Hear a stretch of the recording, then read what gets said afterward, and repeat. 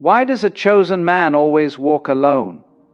Not because he despises company, not because he believes himself superior, and certainly not because he has failed to love. He walks alone because he has discovered something quietly unsettling, that most people are walking in circles, holding hands, reassuring each other that the circle is the destination. And once you see that, truly see it, you cannot unsee it. You may still walk among them, smile, speak, share meals and laughter, but inwardly you are no longer marching to the same drum. You are listening to a different silence. The chosen man does not wake up one morning and decide to be solitary. Solitude chooses him the moment he begins to question what everyone else accepts without thought. The moment he asks, "Why am I doing this?" instead of "How do I do this better?" He notices that life, as commonly lived, is a series of inherited assumptions passed down like old furniture. Useful, perhaps, but never examined for comfort or truth. And when he begins to rearrange that furniture, he finds himself in an empty room. Not because others have left him, but because he has stepped out of the room altogether. People often imagine loneliness as a punishment, but this is a misunderstanding. Loneliness is not the absence of others, it is the absence of alignment. The chosen man may be surrounded by people and still feel utterly alone, because conversation stays on the surface of things, skimming like stones across water, never sinking. He cannot speak what he sees without being told he is strange, intense, or difficult. So he learns silence, not the silence of fear, but the silence of listening. And in that silence, something profound begins to grow. You see, most men are taught to become something, to acquire labels, roles, identities, be successful, be admired, be useful, be strong. The chosen man asks a different question: who am I before all of that? And this question has a peculiar effect. It dissolves the ground beneath his feet. Because when you remove the labels, there is nothing solid left to stand on. There is only awareness watching itself. And this is deeply unsettling to those who are still gripping their names and titles like lifeboats. When a man realizes that the self he was trying to improve is in many ways a story, useful, yes, but not absolute, he stops competing. He stops proving. He stops needing applause. And this is precisely when others begin to feel uncomfortable around him, because his presence quietly asks a question they are not ready to answer. If you are not what you achieve, then who are you? And rather than face that question, most will step away. The chosen man's path is narrow not because it is exclusive, but because it requires a certain courage. The courage to stand without explanation. The courage to fail without drama. The courage to succeed without attachment. He discovers that walking alone is not a strategy, it is a side effect. You cannot see clearly and still pretend to be blind for the sake of company. You cannot hear the truth and then agree enthusiastically with comforting illusions. There is a strange paradox here. The more deeply this man understands life, the less he feels the need to convince anyone of anything. He no longer argues about meaning, morality, or destiny. He watches people defend their beliefs the way one might watch children protect sandcastles from the tide. Not with contempt, but with a gentle understanding that the tide will come regardless. And this non-interference is often mistaken for detachment, arrogance, or indifference. In reality, it is compassion without interference. Walking alone means accepting that no one can walk for you. Not your parents, not your teachers, not your lovers, not your gods. Every attempt to hand your responsibility to another is a subtle refusal to live. And the chosen man senses this deeply. He understands that guidance can point but never arrive, that love can accompany but never replace. And so he walks, not ahead of others, not behind them, but inwardly apart. Society has a peculiar relationship with such men. It celebrates them in hindsight and misunderstands them in the present.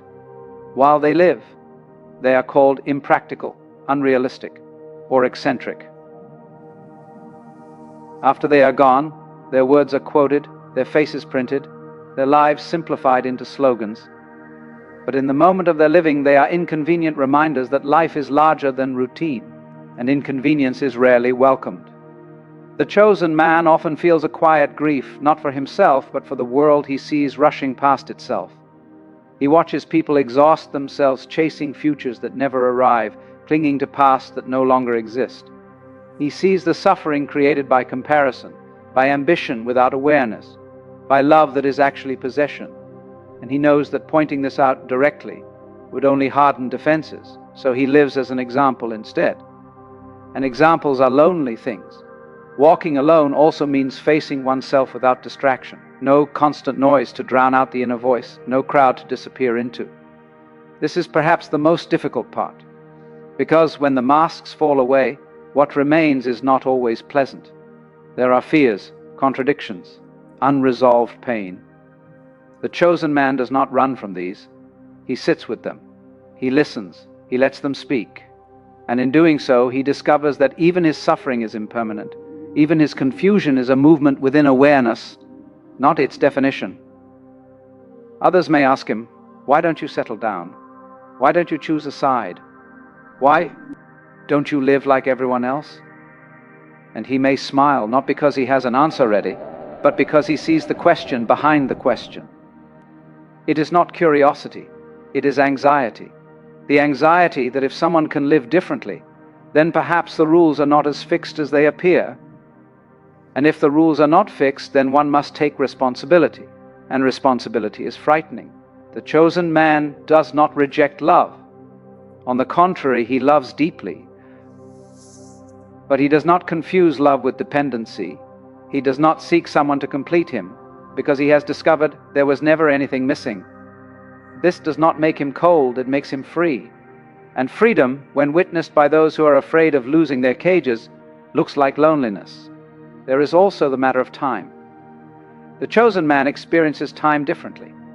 He is less hurried, less pressured by milestones.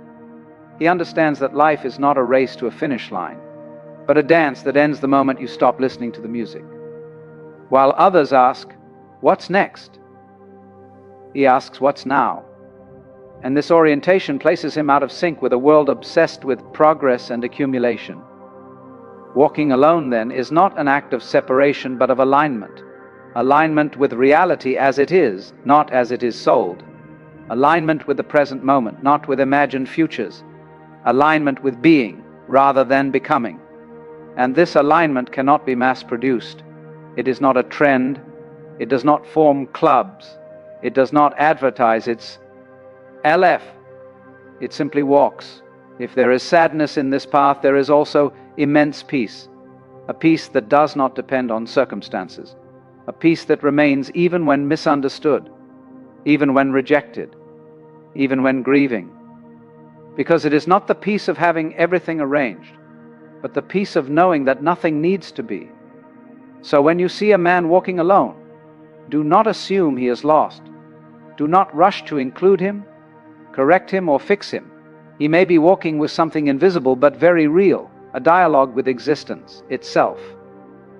And such conversations require space. He learns, over time, that walking alone does not mean walking without connection.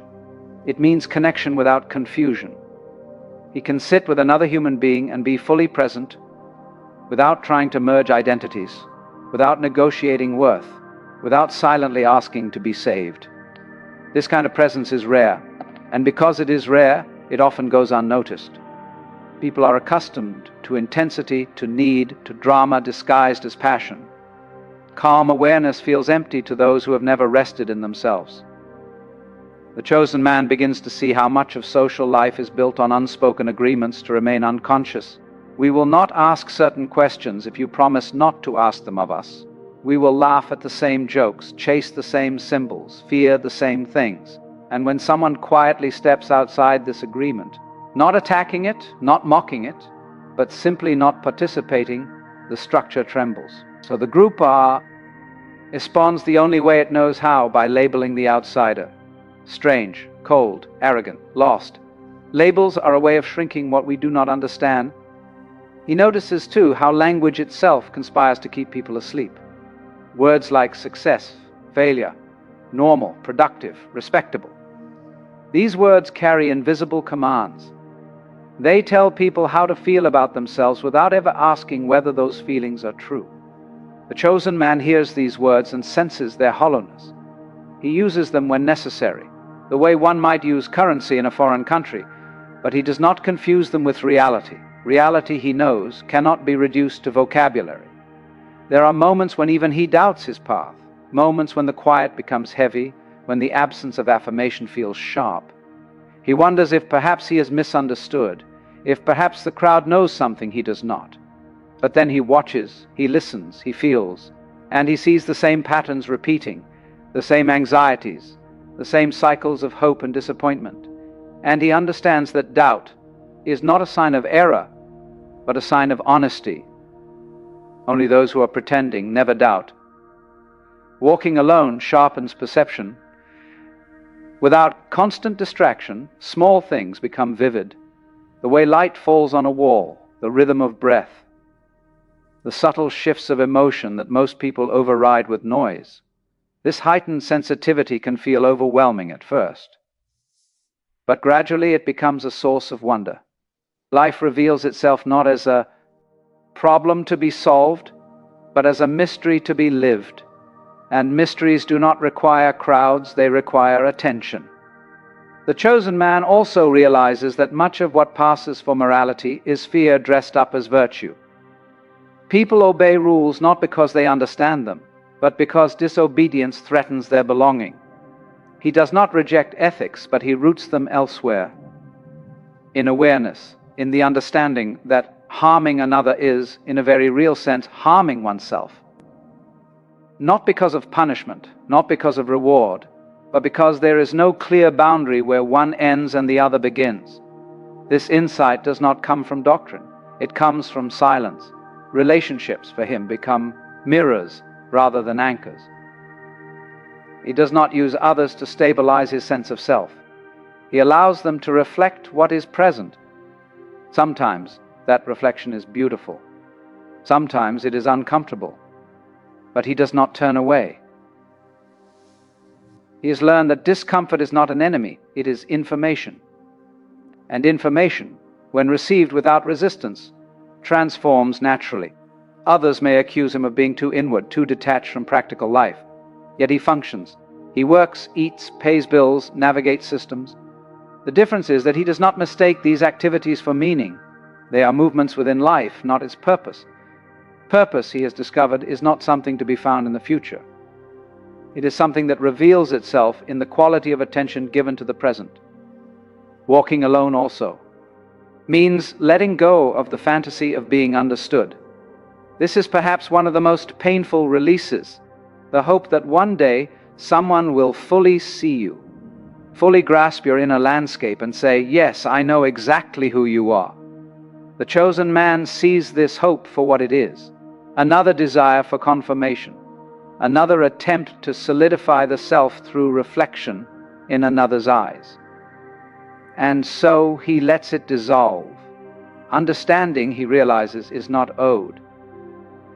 This does not make him bitter. On the contrary, it softens him. Without the demand to be understood, he becomes more patient with misunderstanding. He listens more. He reacts less. He no longer feels the need to correct every falsehood or challenge every illusion.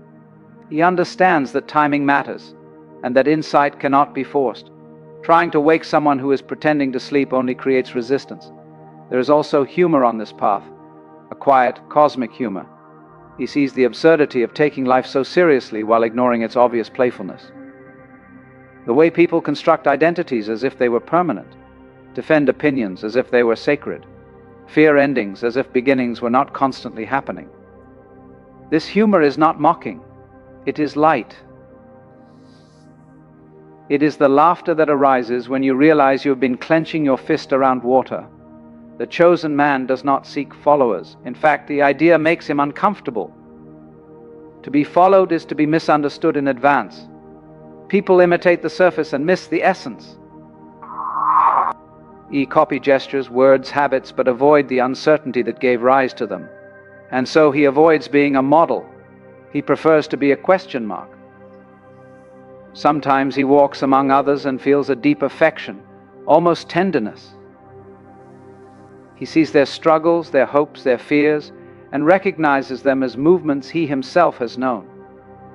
He does not feel separate in the way of superiority.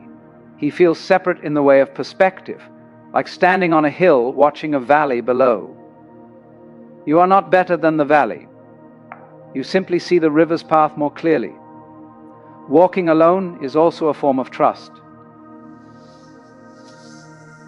In life without guarantees, trust that meaning does not need to be manufactured.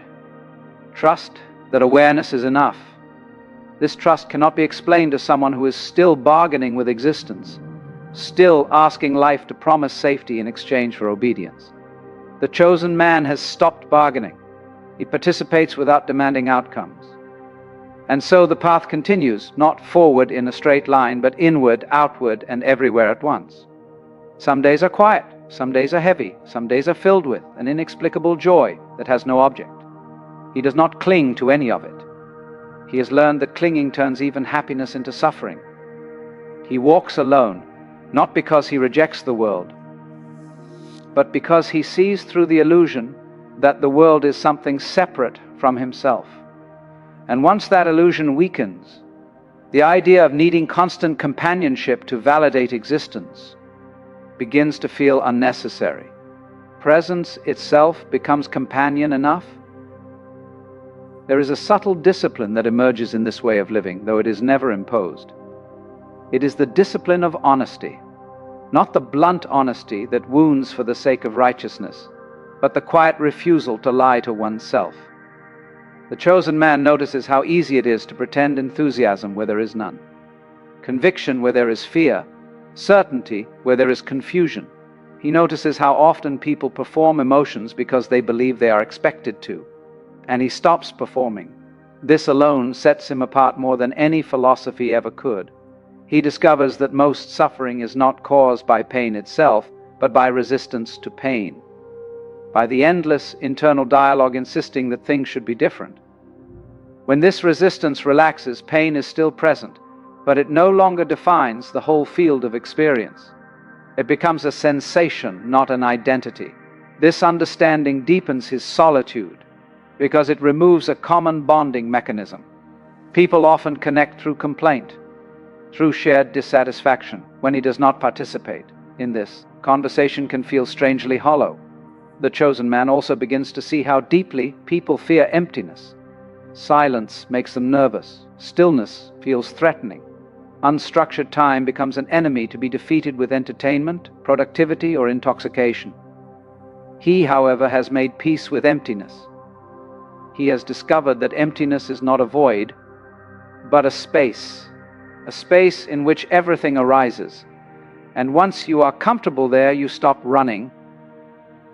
This comfort with emptiness gives him an unusual patience. He does not rush to fill gaps in conversation. He does not panic when plans fall apart. He does not immediately seek distraction when boredom appears. He watches boredom carefully and notices that it is simply the mind protesting the absence of stimulation. Beneath it lies a quiet richness that most never stay long enough to notice. Walking alone also strips away the fantasy of control. He sees how little of life bends to personal will. Bodies age, emotions fluctuate, circumstances shift without permission. Rather than fighting this, he cooperates with it. This cooperation is often mistaken for passivity, but it is not. It is responsiveness without illusion, action without attachment to outcome. Others may say he lacks ambition. What they really mean is that his ambition is not visible. It is not aimed at accumulation or recognition. It is aimed at clarity, and clarity does not show well on resumes or social media. It reveals itself in how one speaks, how one listens, how one responds under pressure. These are quiet achievements, and quiet achievements do not attract crowds. He notices how identity is constantly reinforced through repetition. I am this kind of person. I always do this. I would never do that. And he sees how these statements become cages. The chosen man allows himself to change without apology. He does not cling to consistency for its own sake. He understands that contradiction is not a flaw, but a sign of life unfolding. This fluidity unsettles others. People prefer predictability. It helps them know where they stand.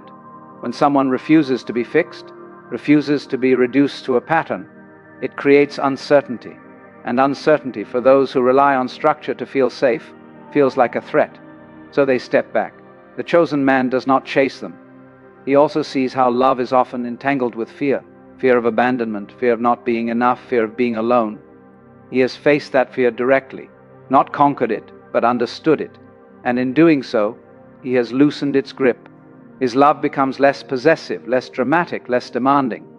It flows where it is welcomed and rests where it is not. This kind of love does not beg to be chosen. Walking alone sharpens his sensitivity to hypocrisy, especially his own. He catches himself when he speaks from habit rather than truth, when he acts from image rather than presence. He does not punish himself for this. He simply notices. And this noticing gradually dissolves the behavior.